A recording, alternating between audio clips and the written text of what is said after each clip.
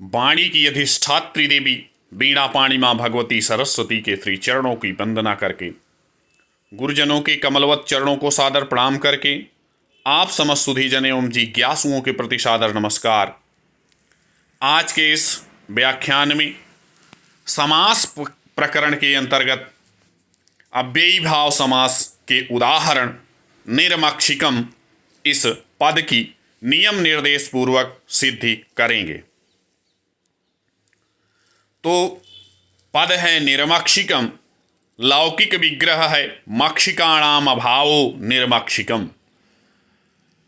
मक्खियों का अभाव, जहाँ पर मक्खियाँ नहीं हैं, इसका तात्पर्य यह भी है कि परम शांत स्थान है यह। अलौकिक विग्रह मक्षिका आम निर चूंकि अव्यय है, इसलिए यहाँ पर अव्ययादाप सुपह से इसमें आने वाले विभक्ति प्रत्यय का लुक है। इस अलौकिक विग्रह में अव्ययम विभक्ति समीप समृद्ध व्यध्यर्थाभावात्या संप्रति शब्द प्रादुर्भाव पश्चाद यथा पूर्व योग पद्य सादृश्य संपत्ति साक्यल्यांत वचनेषु, इस सूत्र के द्वारा अर्थाभाव, इस अर्थ में जो विद्यमान निर है, अव्यय है, उसका मक्षिका आम इस समर्थ सुबंत के साथ नित्य अव्ययी भाव समास होता है। नित्य अव्ययी भाव समास के विषय में पुनः यह बताना चाहता हूँ, क्योंकि यहाँ पर लौकिक विग्रह में अश्वपद विग्रह है।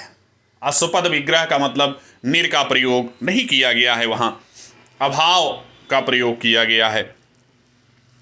तो यह अश्वपद विग्रह है।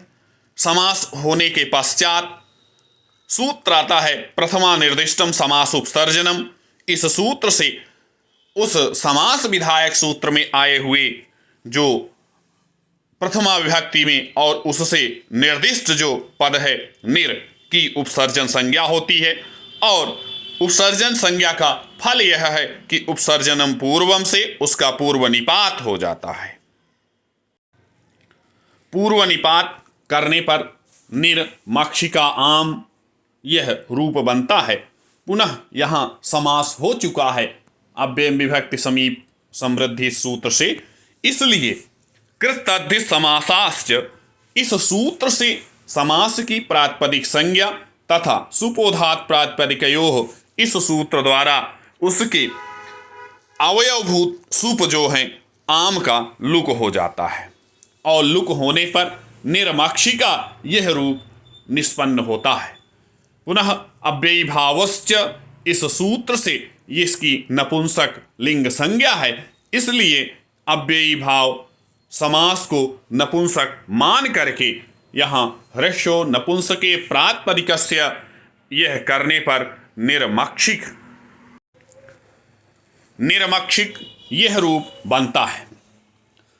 अब यह प्रातिपदिक है, और प्रातिपदिक होने से प्रथमा विभक्ति एक वचन की विवक्षा में यहाँ सुप्रत्यय की प्राप्ति होती है, और जैसे ही सुप्रत्यय आता है, चूंकि यह अव्ययी भाव समास है, इसलिए यहाँ पर इसकी अव्यय संज्ञा भी है, और अव्यय संज्ञा होने से अव्ययादाप सुपह यह सूत्र तुरंत प्राप्त होता है। लेकिन उसको बाधित करते हुए नाव्ययी भावादतो मत्तो पंचम्याह, इस सूत्र से उसे अम आदेश होता है सु को।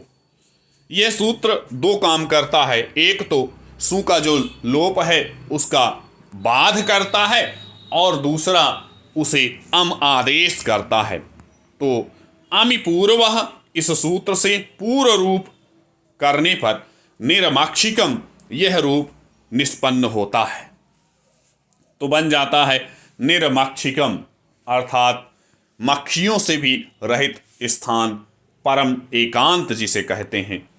तो इस तरह से यह निर्मक्षिकम पद सिद्ध होता है नियम निर्देश पूर्वक, यथोचित सूत्रों का प्रयोग करते हुए। तो इसी के साथ आप समस्त सुधीजन एवं जिज्ञासुओं को सादर नमस्कार।